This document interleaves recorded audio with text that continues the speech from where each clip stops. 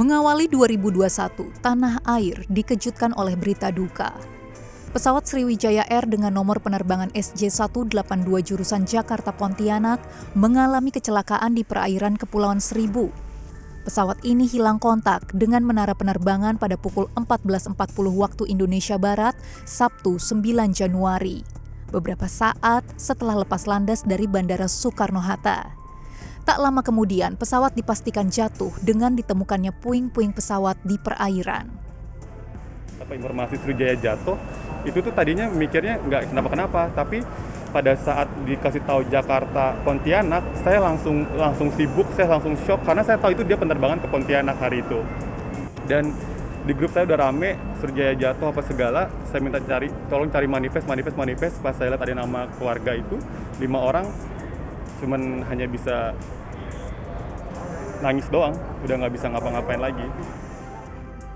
Keluarga dan kerabat kini menumpukan asa untuk nasib 50 penumpang dan 12 kru yang ada di dalam pesawat SJ182 pada laporan yang disediakan Badan Nasional Pencarian dan Pertolongan atau Basarnas. Black box pun kini menjadi benda yang dinantikan untuk mengungkap apa penyebab maskapai Sriwijaya tumbang hanya beberapa menit setelah lepas landas. 2 sinyal yang dikeluarkan oleh black box tersebut terus bisa dipantau dan sekarang sudah kita beri marking. Mudah-mudahan dalam waktu yang tidak terlalu lama black box tersebut bisa kita angkat sehingga sebagai bahan KNKT untuk mengetahui penyebab terjadinya kecelakaan tersebut. Beredar berbagai spekulasi mengenai penyebab jatuhnya pesawat Sriwijaya SJ182. Beredar rumor, hujan yang melanda Jakarta sepanjang akhir pekan menjadi penyebab sang burung raksasa gagal mengudara.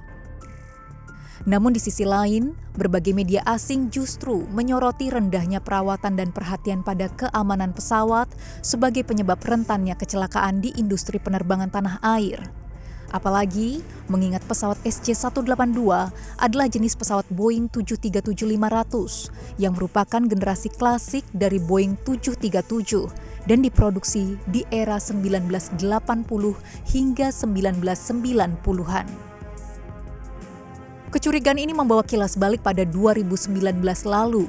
Ketika itu, anak usaha Garuda Indonesia GMF Aero Asia menghentikan layanan perawatan pesawat Sriwijaya Air. Direktur operasi ketika itu, Kapten Fajar Semiarto menyatakan, pemutusan ini dilakukan karena Sriwijaya menunggak pembayaran hingga 800 miliar rupiah. Menurut Fajar, semenjak putus hubungan dengan anak usaha Garuda, pihak Sriwijaya Air melakukan line maintenance sendiri dengan metode engineer on board. Dengan kondisi minim persiapan maintenance pesawat, 2 direksi Sriwijaya pun mengajukan rekomendasi pesawat tak layak terbang. Dan operasional Sriwijaya Air bisa jadi sangat berbahaya. Sayangnya rekomendasi itu tak digubris. Kapten Fajar dan Direktur Teknik Romdani Ardali Adang pun memilih mengundurkan diri. Belakangan diketahui pesawat SJ182 telah berusia 26 tahun. Usia pemakaian yang cukup lama untuk pesawat terbang. Meskipun begitu, pesawat tipe Boeing 737-500 dinyatakan masih aktif digunakan di berbagai negara sebagai pesawat kargo. Penyebab malangnya nasib SJ182 masih menjadi misteri. Namun secara timing, peristiwa kecelakaan pesawat Sriwijaya tersebut masuk dalam periode Critical 11 atau waktu krisis di mana kecelakaan pesawat seringkali terjadi. Dalam periode ini, kecelakaan pesawat pun rentan disebabkan oleh berbagai penyebab, termasuk human error, yaitu apabila sang pilot mengalami disorientasi terhadap situasi yang dihadapi oleh kendaraan yang ia kendalikan. Itu akan ada challenges yang dihadapi oleh krunya untuk apa yang dirasakan. Itulah kenapa ada instrumen, tapi dalam kondisi tertentu, ya kita belum tahu kenapa butuh diinvestigasi ya. Bisa terjadi konflik di pilotnya. Saya tuh nggak percaya instrumen seperti ini, saya ngerasanya lain. Gitu. Terus dia mulai melakukan aksi sesuai dengan apa yang dirasakan, itu namanya disorientasi. Nah ini sangat berbahaya dan ini merupakan frontier dari flight safety yang masih harus banyak kerja keras.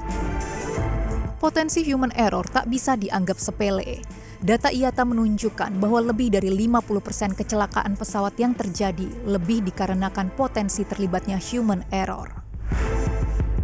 Mungkin dibutuhkan waktu berbulan-bulan untuk menemukan fakta penyebab kecelakaan pesawat SJ182. Namun setiap insiden pesawat kiranya menjadi pelajaran berharga bagi industri penerbangan tanah air, agar keselamatan dan keamanan penumpang menjadi yang terpenting. Tim Liputan CNBC Indonesia.